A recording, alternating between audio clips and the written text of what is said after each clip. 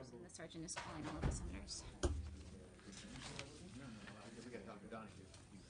How did I get a voicemail? They just let me know what you do. Yeah, they're all like, you know, when you walk in the chicken house, you run in quick, everybody's running around.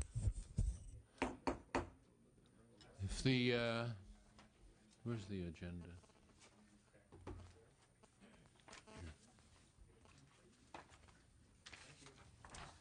The next panel will please come forward. Is Dr. Donahue here? All right. Mr. Pelote and Dr. Travis. John Ellis. I'm sorry? John Ellis will not be. And John Ellis will not be here today. It's been a very different day than expected. How many people? This is my expose. Oh, okay.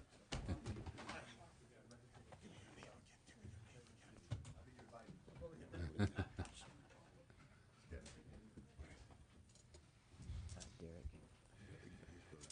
D-E-R-R-I-C-K. W-O-R-D-E-A.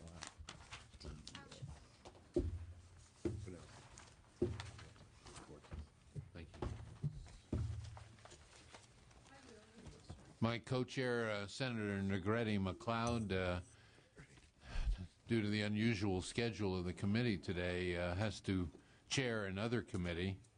So she's the only chair of that committee, so she needs to be there, and I will be here.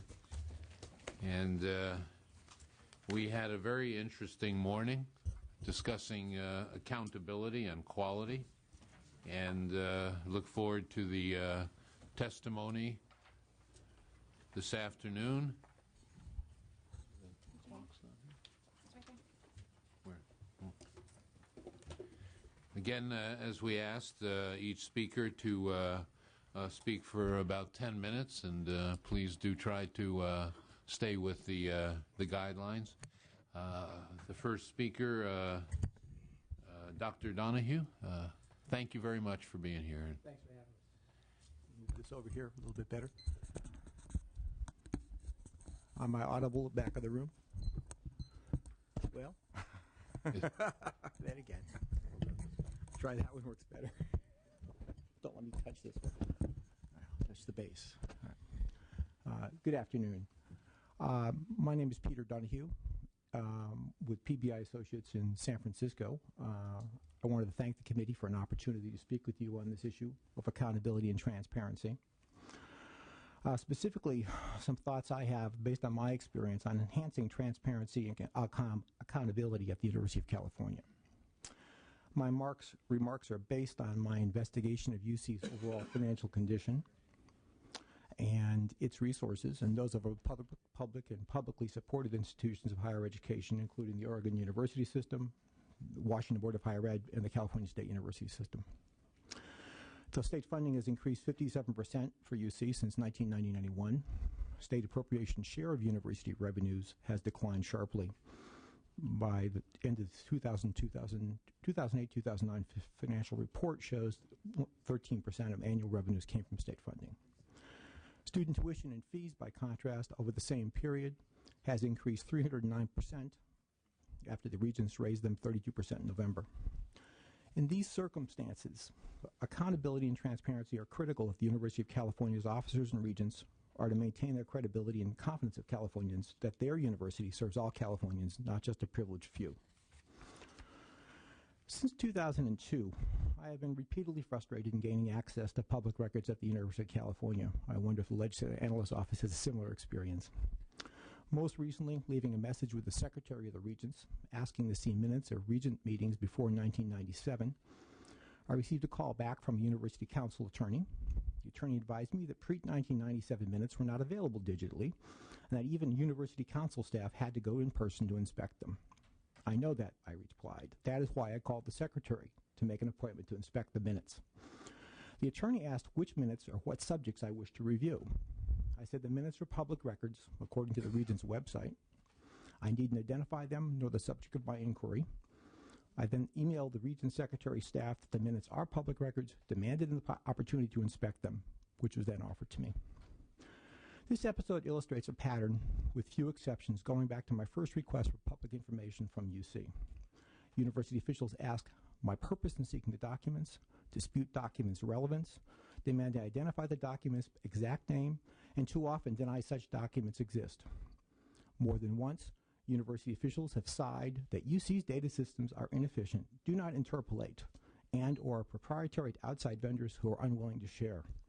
In the vast majority of my requests, documents were never provided. At a UC library, this would be intolerable. For a leading institution of higher education, this is intolerable. My experience seeking public records from the university has me asking, when it comes to UC's recalcitrance, fool or knave?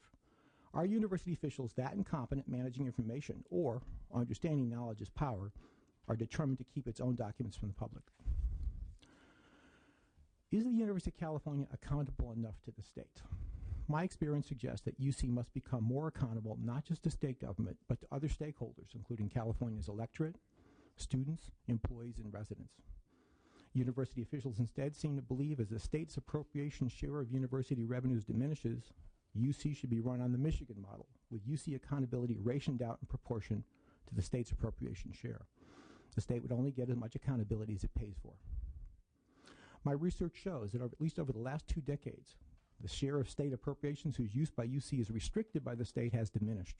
Restricted here refers to resources whose use is subject to the dictates of law, contract, or other torts under generally accepted accounting principles. Without access to UC accounts, the ability of the state or the public to monitor, much less regulate UC's compliance with legislative earmarks or report backs is severely limited. The California State University, by contrast, as a State Department, has its budget line item by the legislature and government. The notion that the state and public should get as much accountability as state appropriations contribute to UC's annual budget is wrong. In a Michigan model, UC takes for granted, or just takes, all resources on UC's balance sheet that have been provided by Californians since the university was founded. No proposals for greater autonomy envision UC reimbursing the state, just expropriating resources provided by Californians. More importantly, as economist Alfred Marshall pointed out, no one can predict future needs or which students or programs will best meet them, so education should be provided to all. To paraphrase, higher education is too important to be left to the higher educators. Decision-making at UC should not be the exclusive province of a narrow coterie of university officials steering the university's course by their own lights only, with only limited accountability rationed out proportion to state appropriations. President Yudoff's accountability means less access and less transparency at a much higher cost for information for the state and the public about the use of resources Californians have provided UC, not just this year, but since 1868. Most importantly, especially in these times, acquiescence to Yudoff's proposal surrenders legislative oversight of the university, just as UC's and California's futures are being made. In difficult times, the legislature's own fiduciary responsibility to Californians demands more, not less, oversight of the University of California. University officials should provide more, not less, transparency and accountability about their responsibilities, and realizing, not abandoning, the master plan for higher education. Transparency means that as a preeminent institution of higher education, the university should make its, especially its financial and budgeting practices and documents, more accessible to the legislature and public. UC's deliberative processes, aside from established exceptions under the Public Records Act, need to be open, not hidden from view through secret sessions. UC's accountability depends upon the legislature itself asserting itself. Legislative intent should be clear through earmarks and report backs over state appropriations to UC. Where UC officials seem unable or unwilling to get the message, the legislature should consider increasing restrictions on state appropriations used by UC. An example of university officials' misuse of state resources is a case of compensation for UC's clerical and allied workers. Each year, the state has appropriated a lump sum of resources for employee compensation. Each year since 2007, UC officials have provided no pay increases for university clerical and allied workers, despite admitting that these workers are, based on UC's own compensation surveys, paid 24% less than counterparts. Review of UC employment data for more than a decade shows a 56% annual turnover in clerical and allied positions.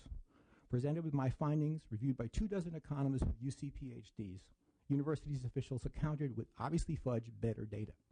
When exposed, UC officials promised still better data, then failed to deliver it, ultimately admitting it didn't exist.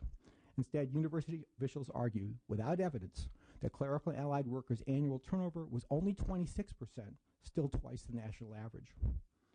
According to leading sources, turnover costs average more than two times a position's annual salary. Those direct costs include those for departing employee separation and their replacement's recruitment, testing, and training. But that direct cost does not include lost productivity of employees compelled to shoulder the work of the vacant position and to train the replacement. Nor does it include the cost for students, faculty, and public for the lost services and lost institutional knowledge. Such penny-wise, pound-foolish UC decision-making does not cut costs. It simply shifts costs of extreme clerical and allied worker turnover onto students, faculty, the public, and those workers themselves. It is hardly in the best interest of Californians who established and supported the University of California to enable UC officials to continue to sacrifice the quality of education in pursuit of a Michigan model. Sunshine is the best disinfectant. Thank you. Please, we do not have applause in a hearing. Thank you. Thank you, Dr. Donahue. Mr. Pelote? Mr. Chairman, as members, my name is Willie Pelote, representing the American Federation of State, County, and Municipal Employees, 23,000 UC workers throughout all of the campuses and satellite campuses as well. We want to thank you for the opportunity to come before you today to share some of my comments relative to how we feel that the largest institution, the higher institutions, needs to revamp its ways and do what we believe is in the right interest of the people in the state of California. I'd like to start because I think what we're looking at is on Tuesday, I think it's tomorrow, the University of California Regents will convene its commission on the future of UC system. We, being the workers at the UC, believe that the results of the commission findings, Mr. Chairman, will conclude that the public support is on the decline, meaning that the legislature is maybe not completely, will continue to be interested in the fully funding of the UC system. And what it means for us is the state of California financial support will also decrease, as well as the public support for the institution. And it bothers us because we would hate to think that the regents on this commission would come out and think that the private institution is a better way to go, and it would be one that obviously that we are adamantly opposed to. It would be unfortunate to see any additional reductions, and we're talking about from the state of California, Mr. Chairman, reduction in the state's financial obligation to one of the California's proudest accomplishments, a public university that is the world's envy.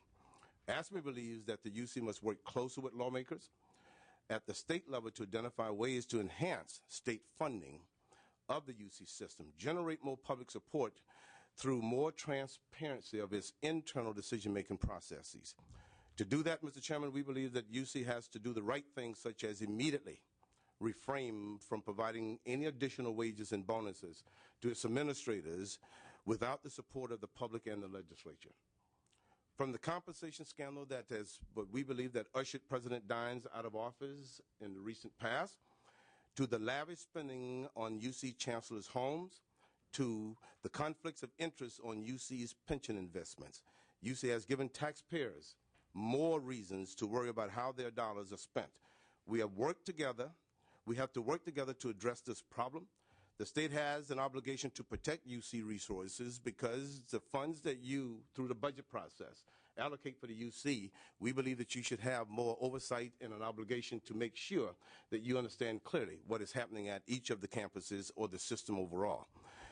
And perhaps this include interceding in the train wreck that on how the UC sets its spending priority, on how the UC sets its priority. We think the legislature should be intricately involved, not just the regents who are appointed by the governor, and most of them, if not all of them, are so wealthy that they cannot relate to the people that we represent at each of the campuses. The legislature need to be absolutely more involved, and I can remember only one, I believe, a common person, I like to call it, that has ever been appointed in my lifetime to the regents, and that's when Governor Gray Davis appointed Dolores Huerta.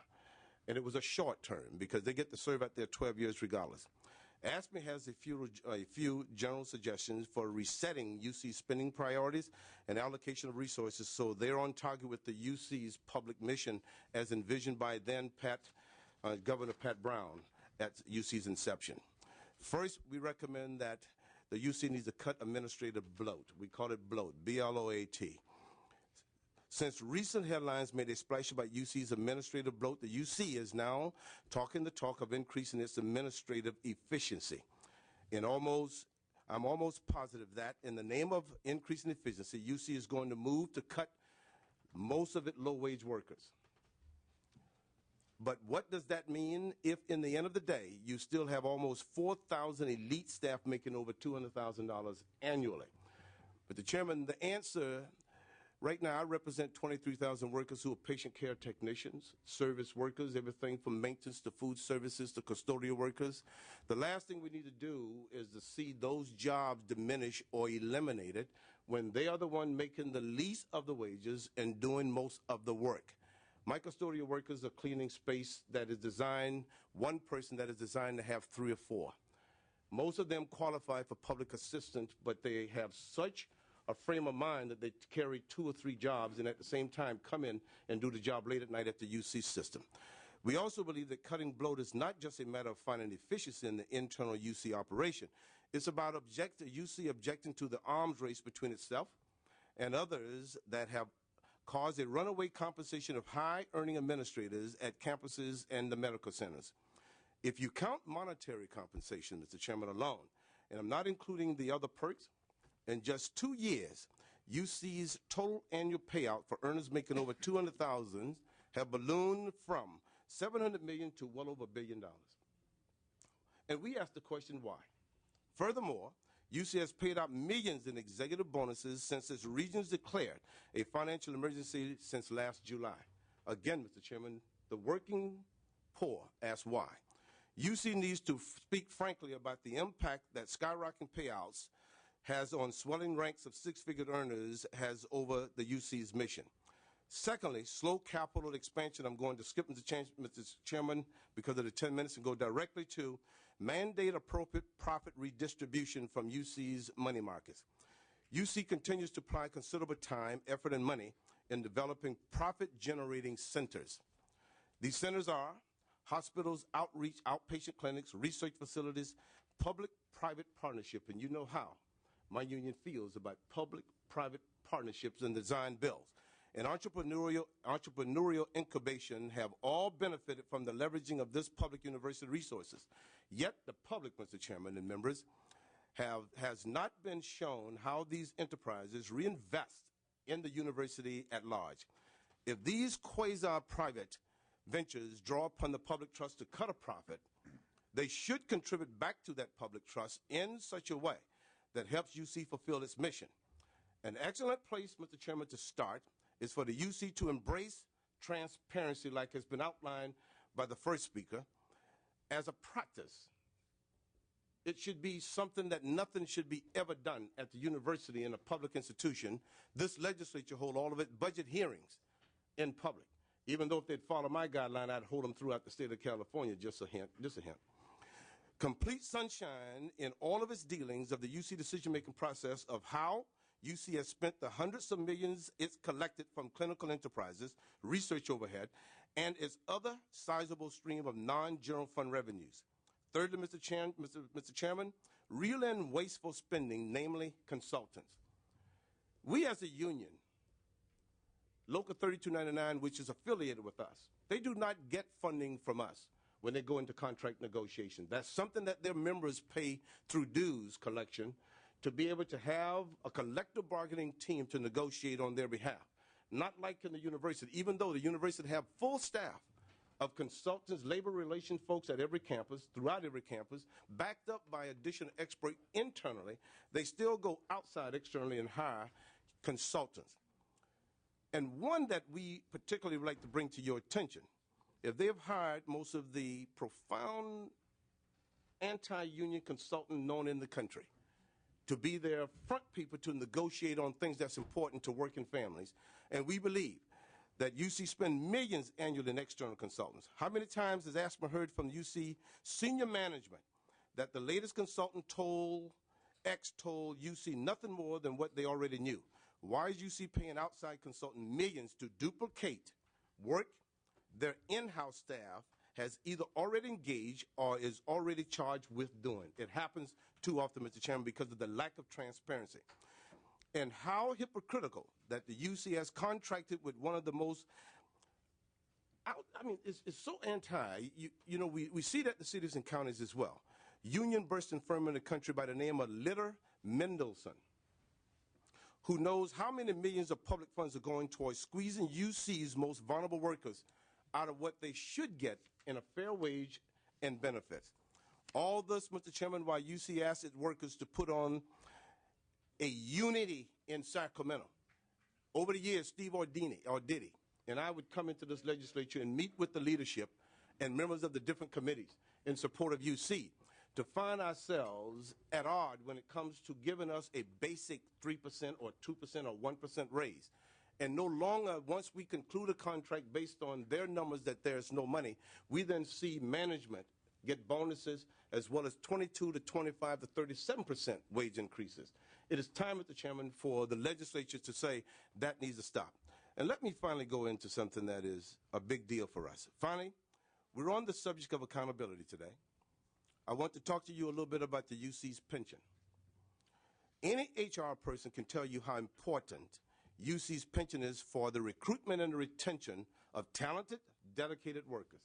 And by the way, they have one of the best systems, best plan when it comes to pension and when it comes to health benefits. The problem with it is, for our low-wage workers, after they have committed decades of service to the university, and believe me, it's their only line of protection against retiring their families into poverty. We have no say over how our pension dollars are being invested. None. Senator Yee successfully passed a resolution asking the regions to embrace the idea, like CalPERS, STRS, Cal State, University System, in a joint governance of our pension plan. It's our money, as much as it is theirs. A joint governance of the pension plan. So we could sit down and make sure that how our investments are being made in good times, and we could also suffer the losses together in bad times. We have no say. When I engaged the university with that, they said we could never have a custodial worker or a food service worker making pension decisions. Let me submit to you today, Mr. Chairman and members, across the country, AFSCME have elected as trustees to pension plans, including CalPERS. Priya Mathur, a ACE, a BART worker, now chairing the Finance Committee on CalPERS. J.J. Zelensik, a state employee, now serving on CalPERS. I can take you to New Mexico, New York, Wisconsin, where we have elected members to help oversee their money investments, and they are guided by consultants who are experts in their field, and our members come up to speed because it's their money they're talking about. Just because the Constitution has given the UC their directive on how the regents are allowed to perform does not justify the lack of embracement of having an elected body of members whose monies are being invested. And the thing that gave us the final straw that broke the horse's back, or whatever they call it, is when Dines, then regents, when the president and the regents got together and decided to eliminate the internal investment department in the pension and go outside, contract out our money to a consultant and lost over $4 billion before the crash of Wall Street, and they agreed. Before the crash, we lost money because they decided that the internal folks could not make the right decision and went outside. Well, Mr. Chairman, the last time I checked, the regents are people who do not relate to common folks because of their personal wealth, and this is something that the legislature needs to get absolutely involved in. And I know that my 10 minutes is probably up, Mr. Chairman, it is essential that the legislature step in. I met with the Speaker Pro Tem, President Pro Tem Darrell Steinberg last year, and at that time, the President Senate Pro Tempore, and then Speaker Karen Bass, and the discussion was about the line item budget for every aspect of UC's budget. It is necessary. The legislature has the responsibility for the percentage of the funds that goes into UC. Every dollar put into UC from the state of California taxpayers should be underneath the line item so we will know what the purpose of it is, how it's going to be spent, what the rules are for moving it from one account to the next, and a report come back to the legislature if every dollar is properly used the way that it was intended based on the legislature and administration agreement upon a budget. And because of those reasons, transparency, oversight, our pension plan, an elected body to co-governance, has to be the way that we move forward if the public trust in the university is going to be one, and the public investment through the legislative process is going to be one, that we all can embrace, bring down the noise, and watch the finance institution envisioned by Governor Brown when he put it in place. It's something that we continue to enjoy. Because if we continue to let the UC increase tuition by 32%, we are saying to the next generation that education is not a priority for the legislature, and it certainly is not a priority for the university system. Thank you, Mr. Chairman, for allowing us to participate today. It's a wonderful day in Sacramento. Thank you, Mr. Pelote. Dr. Travis. Oh, goodness. You know, when I was a sergeant, none of this happened. You said that, Willie, not me. My name is John Travis, and I chair the Political Action and Legislative Committee of the California Faculty Association. Thank you. CFA represents the 23,000 faculty, counselors, and coaches who teach at the California State University. I'm also a professor of political science at Humboldt State University. Thank you, Chair Ruskin, for inviting CFA to speak today. Accountability is an issue CFA strongly supports, and for which the CSU, we feel, is sadly lacking. We appreciate the committee's focus on this issue. Past discussions of accountability at the CSU have focused on outcome measures, such as student academic achievement and completion rates.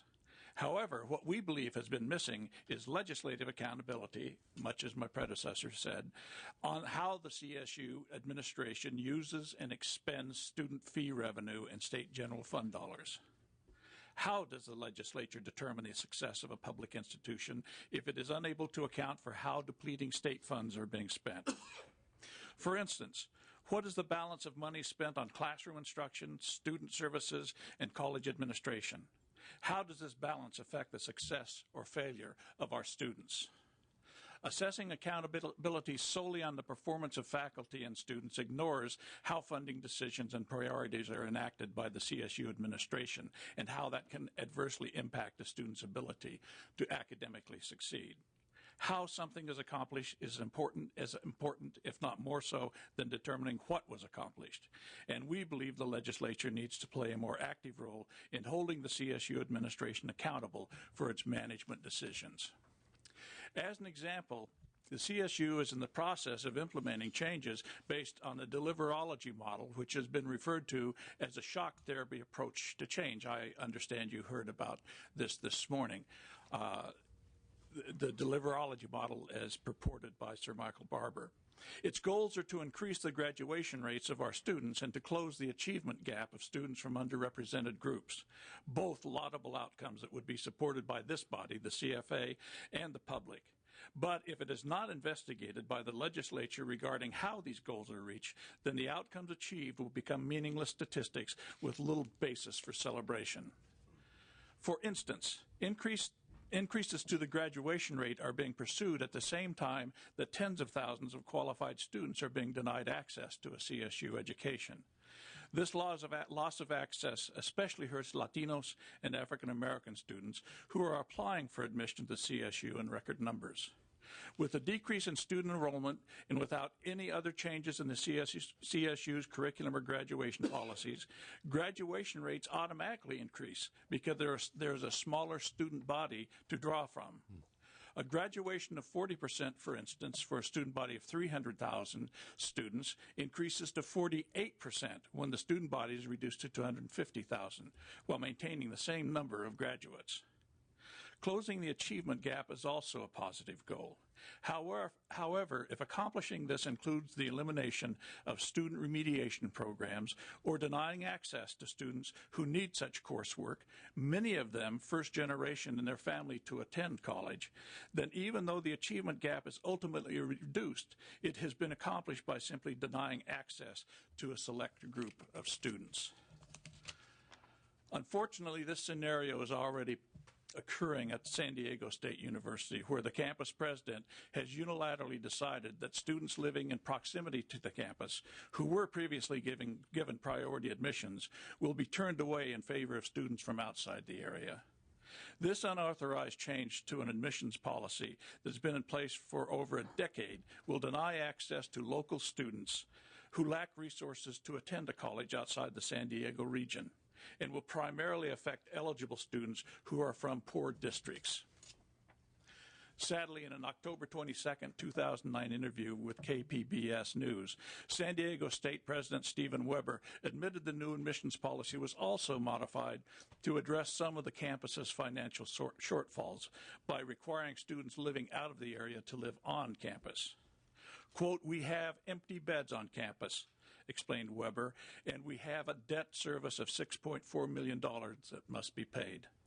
So even though San Diego State will likely show improvements in both its graduation rate and the closing of the achievement gap, it accomplishes these goals by admitting students with higher GPAs who live out of the area and to denying access to less privileged students who have very few, if any, options to attend another CSU campus. And finally, another area of legislative accountability that is sorely needed is the oversight of CSU management of administrative growth and administrative costs. As Willie Pelote noted, administrative bloat. An example is the startling change in the full-time equivalency of administrative and faculty positions. In the past 10 years, while administrative positions at the CSU increased by 20%, faculty position increased by only 3%. In the past 5 years, the number of CSU administrators has increased 8%, while faculty positions have been reduced by 1%. The ratio of students to administrators is another issue where legislative accountability is needed. CSU campuses average one administrator for every 104 students, but this average ranges from a low ratio of one administrator for every 25 students to a high ratio of one administrator for every 160 students. Therefore, questions to be considered by the legislature include, what should the ratio be of administrators to student enrollment? And how has this ratio changed over time? These are especially critical questions when the state budget cuts are resulting in tens of thousands of eligible students being denied access to a CSU education, and enrolled students witness thousands of classes being eliminated along with uncontrolled student fee increases. Even the California State Auditor has been unable to provide adequate accountability. In its most recent findings about the CSU, findings that have included hundreds of millions of dollars in overrun costs, no-bid contracts, and hidden sources of executive compensation, the CSUs refused to oppose the auditor's most recent recommendation by claiming that restricting some administrative travel costs would be impractical. In its February 2010 report, the auditor charged the CSU administration had abdicated its oversight responsibility. We believe it's the legislature's responsibility to provide the necessary oversight and accountability to ensure state taxpayer dollars are being spent in public's best interest and to ensure its public university is truly a public institution. Legislative accountability should hold the California State University administration accountable for how it spends its funding and student fees. It should question the appropriateness of CSU management decisions that are contrary to state policy. And it should provide strong oversight to determine whether management is fulfilling the CSU's sole primary mission in state law to provide undergraduate and graduate education. I'd be happy to answer any questions. Thank you, Mr. Block. Did you have a question? Yeah, I do. I want to pick up on what Dr. Travis had said regarding San Diego State University. We have more information that's come in the last 3 weeks. A total of 1,740 students, local students, who would have been admitted under the policy that has been in effect for more than a decade have now been rejected because of this change in policy that was made just 2 weeks before the application period started.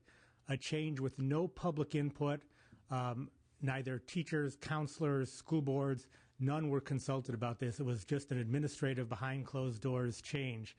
And now 1,740 local families are looking for a place to go. As a result of that, I've got a couple pieces of legislation coming up that I'm hoping that CFA and AFSCME, among others, support. One is AB 2402, which will call for transparency in these types of changes in admissions policies. It will require the CSU to bring changes before local school boards, community college boards, community groups. It will also say that any changes, rather than going into effect immediately leaving students out in the cold, will have a 1-year waiting period before they go into effect. So that's an important change. The second bill, AB 2401, would mandate that local students be guaranteed a spot if they meet minimum CSU requirements, not for unqualified students, but those who meet the minimum. Again, this is what's been done at all the other CSU campuses but San Diego State, and at San Diego State for the last 10 years. It would require they be admitted because, as you said, this has an effect on students of color and students who are poor and unable to move to other areas to attain higher education, a much greater effect on them, impact on them, a disparate impact on them, and is, to me, not acceptable. San Diego State raised its GPA by these changes by 16/100ths of a point. What it's really about is empty dorm rooms. They overbuilt their dorm rooms, and now 1,740 students and their families are being penalized. So I look forward to your support on this. Thank you. Any other comments? Or Mr. Baratani. Since it came up, the relative issue of admissions, the UC system also has a new admissions policy that's getting ready to come into play. And everybody that I've been hearing discuss it is not quite sure what the impact is. They've modeled it 3 times. LAO has been very critical relative to its impact on particularly students of color and those that you just defined, Professor Harris. And it's a real question as to what the purpose is. Initially, the thought was, which I thought was good, around the issue of diversity and having a more diverse student body. Then the question became more a question of fairness. They've eliminated some of the SAT tests. They've kept others. It's a bit of a concern for a lot of communities because the modeling has shown a really negative impact on African Americans, Asian Americans, and Latinos. Other modeling showed that there was basically everybody was held harmless. Then it raised the question, then why change it? So a lot of things are going on, but it's in reference to, I believe, the theme relative to your collective presentation here, which is the role of the legislature compared to the regents and trustees for UC and CSU. And that it's been already testified to in a hearing, the last hearing, I believe, people were talking about the increased role of the legislature because the only way it seems we can impact is when you get right down to the line item budget question. That's the only hammer we have or leverage, when I think it should be much more of a partnership relative to what's going on. So I think the hearings have been really good relative to looking at some of these issues, and I appreciate all of your commentary. Thank you. With that, I want to ask if there's any public comment. If there is, please approach the microphone at the side. Oh, that's true. My name is Mary Higgins, and I'm a 39-year employee at UC San Francisco. And I just want to underscore the work that the committee is doing, that the accountability is paramount, that as I understand the item that Dr. Pitts introduced today talks about UC's commitment in 2005 to raise our salaries, which they openly admitted is anywhere from 15 to 25% below market to market within 10 years. And when we've asked at the bargaining table, I'm on the bargaining table, on the bargaining team, and our chief negotiator is here. Every time we ask for information about where we are in that 10 years, they absolutely stonewall us and refuse to give us any information. And our folks have not received an increase since 2007. And we are the people that bring in all of this hospital revenue. We bring in all of the students. We do all of the ledgers. We edit all of the research contracts. We're out there in the field day in and day out, and we're just being stonewalled totally. So I really hope that you will use your power and what you have to get them to be accountable to us and to the taxpayers and to you. Thank you. Thank you. And with that, I thank you all for being here. We'll shortly go back to the floor, but thank you for your testimony and your input. It's very helpful. And with that, we'll adjourn the meeting. Thank you.